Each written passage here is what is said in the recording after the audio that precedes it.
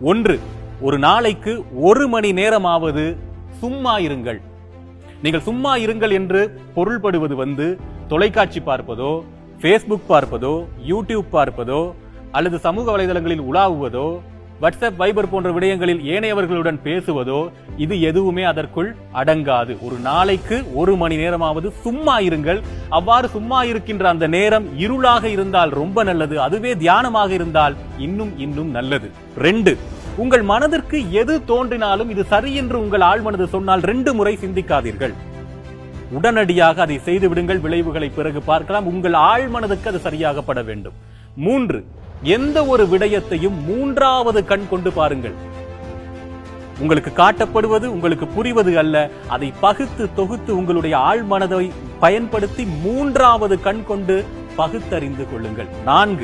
4 பேர் என்ன நினைப்பார்கள் என்று நினைப்பதை முதலில் மாற்றுங்கள். அவர்களுக்காக வாழ்வதை முதலில் நிறுத்துங்கள். காரணம், இந்த 4 பேர் என்பவர்கள் காலத்துக்கு காலம் மாறிக்கொண்டே இருப்பார்கள். 6 வயதிலே சிறு வயதிலே நாங்கள் விளையாடும் போது 4 பேர் என்ன நினைப்பார்கள் என்று ஒரு விளையாட்டை செய்யாமல் போகிறோம் அல்லவா? அந்த 4 பேர் அடுத்த 10 வயதில் இருக்க மாட்டார்கள். 18 வயதிலே ஒரு பெண்ணை காதலிக்கின்றேன், அந்த பெண் எனக்கு பிடித்திருக்கிறது, அவளை திருமணம் செய்து கொண்டால் என் வாழ்க்கை இனிமையாக இருக்கும் என்று நான் நம்பும் போது 4 பேர் என்ன நினைப்பார்கள் என்று ஒதுங்குகிறோமா? 30 வயதில் திருமணமும் நடந்திருக்காது, அந்த 4 பேரும் இருக்க மாட்டார்கள். ஆகவே 4வது 4 பேர் என்ன நினைப்பார்கள் என்பதை நினைத்து வாழ்வதை முதலில் தவிருங்கள்.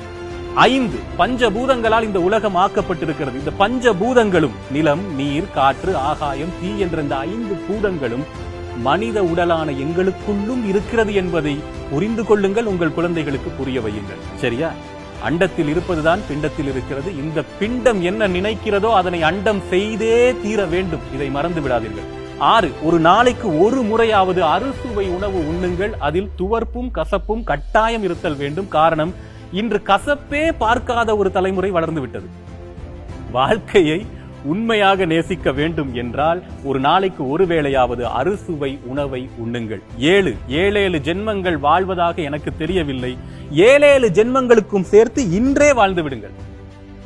7 ஜென்மங்களுக்கும் சேர்த்து இப்போதே இன்றே இந்த நிமிடமே வாழ்ந்து விடுங்கள். 8, இரவு 8 மணிக்கெல்லாம் என்ன அவசரமாக இருந்தாலும் சரி, என்ன தேவையாக இருந்தாலும் சரி, எவ்வளவு பெரிய பிரச்சனையாக இருந்தாலும் சரி, உங்களுடைய தொலைபேசியை, உங்களுடைய செல்போனை, உங்களுடைய கேஜெட்டை, உங்களுடைய லேப்டாப்பை, உங்களுடைய தொலைக்காட்சியை எல்லாவற்றையுமே நிறுத்திவிட்டு தூக்கி தூர போட்டு விடுங்கள். 10 மணிக்கெல்லாம் நல்ல தூக்கம் வரும். ஆழ்ந்த உறக்கம் அப்போதுதான் வரும். இன்று உறக்கத்தையும் இருளையும் பார்க்காத தலைமுறை வளர்ந்து விட்டது. மறந்து விடாதீர்கள், கொழும்புல இருக்கிற குழந்தைகளுக்கு இருட்டு தெரியாது. இது உலகம் சந்திக்கிற விஷயம். 8 மணிக்கெல்லாம் எல்லாத்தையும் தூக்கி தூர போட்டுருங்க. 9, எந்த விதமான தொழில்நுட்ப அறிவுகளும் இல்லாத ஒரு காலத்திலே, சேட்டலைட்டுகளோ பெரிய பெரிய விஞ்ஞான வளர்ச்சியோ இல்லாத ஒரு காலத்திலே தமிழன் நவகிரகத்தை எப்படி கண்டுபிடித்தான் என்று தேடுங்கள். எப்பேற்பட்ட குடியில் நாங்கள் பிறந்திருக்கோம் என்பது புரியும். அதனூடாக வாழ்க்கை உயும்.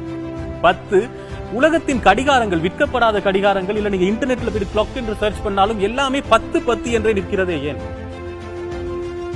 விற்கப்படாத கடிகாரங்கள் எல்லாமே 10 நிறுத்தி வைக்கப்பட்டிருக்கும். அது ஏன் என்று தேடுங்கள். இந்த உலகம் யாரால் இயக்கப்படுகிறது, ஏன் இயங்குகிறது என்ற மொத்த வரலாறும் திரும்ப வரும். இந்த 10ஐயும் நான் வாழ்வியல் அனுபவத்தில் எனக்கு தெரிந்து கொண்ட விடயங்கள் அத்தனையும் உங்களிடம் சமர்ப்பித்து அந்த காலம் இந்த காலம் நிகழ்ச்சியிலிருந்து இன்று விடைபெறுகிறேன். நன்றி, வணக்கம்.